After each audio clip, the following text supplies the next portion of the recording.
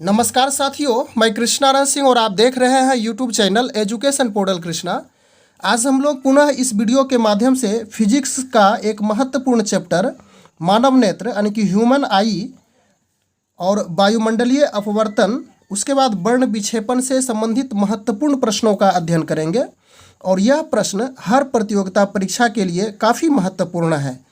तो चलिए प्रश्नों को प्रारंभ करते हैं। पहला प्रश्न है कि मानव नेत्र क्या है, यानी कि मानव नेत्र मनुष्य का जो आँख है वह क्या है। तो इसका आंसर होगा कि यह प्रकृति प्रदत्त एक प्रकाशीय यंत्र है। इसे ऑप्टिकल इंस्ट्रूमेंट भी कह सकते हैं अंग्रेजी में, इंस्ट्रूमेंट। दूसरा प्रश्न है कि आँख के गोले कहलाता है, यानी कि आँख में जो गोला होता है वह किस नाम से जाना जाता है। तो वह नेत्र गोलक के रूप में जाना जाता है, जिसे अंग्रेजी में आई बॉल भी कहा जाता है। और आँख का उभरा भाग जो पारदर्शी होता है, यानी कि शुरू में जो ऊपर में उभरा हुआ भाग होता है, उभरा भाग, और वह पारदर्शी होता है, वह कहलाता है कॉर्निया। उसके बाद तीसरा नंबर प्रश्न है कि नेत्र लेंस होता है। तो नेत्र लेंस क्या होता है, इसमें पूछा जा रहा है कि वह उत्तल होता है या तो फिर अवतल होता है। तो नेत्र लेंस उत्तल लेंस होता है, यानी कि कॉन्वेक्स लेंस होता है। नेत्र लेंस का अन्य नाम, यानी कि यह जो नेत्र लेंस है इसे अन्य नाम से स्फटिक लेंस भी कहते हैं। यह जिलेटिन जैसे, यानी कि जिलेटिन जैसे पारदर्शक तथा मुलायम पदार्थ का बना होता है। चौथा नंबर प्रश्न है कि नेत्र गोलक की सबसे भीतरी परत कहलाती है। तो नेत्र गोलक की सबसे भीतरी परत दृष्टिपटल कहलाता है। दृष्टिपटल को अंग्रेजी में रेटिना भी कह सकते हैं।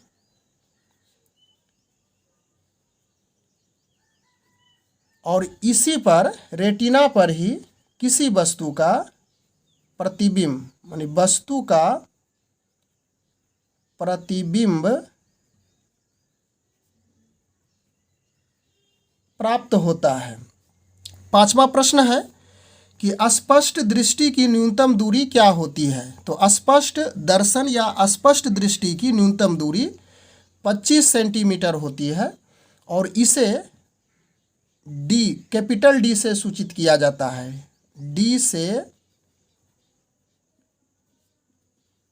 सूचित किया जाता है। तो स्पष्ट है कि D इक्वल टू 25 सेंटीमीटर, यानी कि नज़दीकी बिंदु इसको कह सकते हैं, नज़दीक का बिंदु भी, जहाँ तक आँख स्पष्ट रूप से देख सकती है। छठा नंबर प्रश्न है दूर बिंदु होती है। तो दूर बिंदु इन्फिनिटिव, यानी कि अनंत तक होती है। आँख के पास इतनी क्षमता है कि दूर से दूर तक वस्तुओं को देख सकता है। और निकट बिंदु, इसमें निकट बिंदु, उसके बाद दूर बिंदु, निकट बिंदु और दूर बिंदु के बीच की दूरी, यानी कि इनके बीच की दूरी को दृष्टिपरास कहा जाता है। दृष्टिपरास, यानी कि रेंज ऑफ विजन। तो निकट बिंदु हो गया 25 सेंटीमीटर और दूर बिंदु इन्फिनिटिव, और इसी के बीच की दूरी को दृष्टिपरास कहा जाता है। इसके बाद 7वां नंबर प्रश्न पे हम लोग आ चुके हैं। दृष्टि दोष क्या है। तो दृष्टि दोष आँख की एक बीमारी है जिसमें निकट की वस्तु या तो फिर दूर की वस्तु या तो दोनों वस्तु स्पष्ट रूप से दिखाई नहीं पड़ती है। तो इसे ही दृष्टि दोष कहा जाता है। तो दृष्टि दोष 4 प्रकार के होते हैं। इसके कितने प्रकार हैं? 4 प्रकार। पहला है निकट दृष्टि दोष। निकट दृष्टि दोष। उसके बाद दूसरा है दूर दृष्टि दोष, दूर दृष्टि दोष। तीसरा में है जरा दृष्टि दोष और चौथा नंबर में है ओ बिंदुकता। उसके बाद 8वां नंबर प्रश्न, निकट दृष्टि दोष के उपचार में लेंस लगता है, यानी कि निकट दृष्टि दोष से पीड़ित व्यक्ति के उपचार में कौन सा लेंस का जरूरत पड़ता है? तो यह है अवतल लेंस। और अवतल लेंस को अपसारी लेंस भी कह सकते हैं, अपसारी लेंस। और इस अवतल लेंस यानी कि अपसारी लेंस को चश्मे के रूप में व्यक्ति को दिया जाता है, तो निकट दृष्टि दोष का निवारण हो जाता है। तो निकट दृष्टि दोष का अर्थ हो गया कि निकट की वस्तु दिखेगी, दूर की वस्तु नहीं दिखेगी। यानी इसका इस प्रकार से होगा, निकट की वस्तु दिखेगी परंतु दूर की वस्तु नहीं दिखेगी। उसके बाद 9वां नंबर है दूर दृष्टि दोष के उपचार में लेंस लगाया जाता है। तो दूर दृष्टि दोष के उपचार में उत्तल लेंस यानी कि कॉन्वेक्स लेंस की आवश्यकता होती है।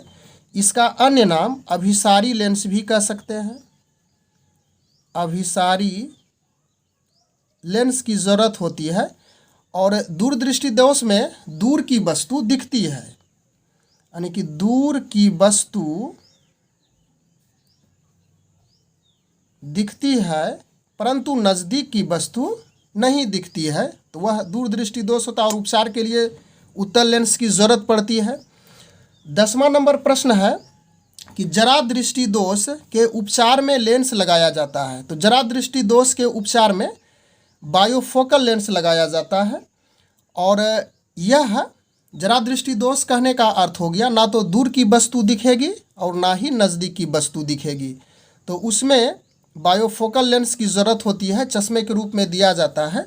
और यह वृद्धा अवस्था की स्थिति में ऐसा दोष उत्पन्न होता है। अगला प्रश्न है 11 नंबर, ओ बिंदुकता से पीड़ित व्यक्ति के उपचार में, यानी ओ बिंदुकता से पीड़ित व्यक्ति के उपचार में कौन सा लेंस लगाया जाता है? तो यह बेलनाकार लेंस होता है, यानी कि सिलिंड्रिकल लेंस की ज़रूरत पड़ती है। 12 नंबर प्रश्न है कि निकट दृष्टि दोष के कितने कारण हैं? निकट दृष्टि दोष के 2 कारण हैं। इसमें पहला कारण इस प्रकार से हम लोग समझ लेते हैं कि नेत्र गोलक, जिसे आई बॉल कहे थे, तो नेत्र गोलक का लंबा हो जाना, आवश्यकता से अधिक लंबा हो जाना, ये पहला कारण हो गया। उसके बाद दूसरा इसका कारण है कि नेत्र लेंस का मोटा हो जाना, यानी आवश्यकता से अधिक मोटा हो जाने पे नेत्र लेंस का निकट दृष्टि दोष व्यक्तियों में उत्पन्न हो जाता है। उसके बाद 13 नंबर प्रश्न इस प्रकार से है कि दूर दृष्टि दोष के कितने कारण हैं? दूर दृष्टि दोष के कितने कारण हो सकते हैं, कि दूर दृष्टि होने का क्या क्या कारण है? तो इसका भी 2 कारण है मुख्य रूप से। तो पहला कारण है निकट दृष्टि दोष का जस्ट उल्टा हो जाएगा, नेत्र लेंस का छोटा, इसमें नेत्र लेंस का लंबा हो जाना, तो नेत्र लेंस का छोटा हो जाना, छोटा हो जाना, नेत्र गोलक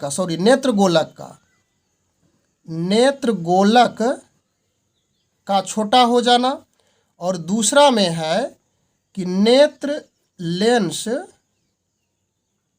का पतला हो जाना। 14 नंबर प्रश्न, जरा दृष्टि दोष का क्या कारण है? तो जरा दृष्टि दोष में यह वृद्धावस्था की स्थिति में होती है यह दोष।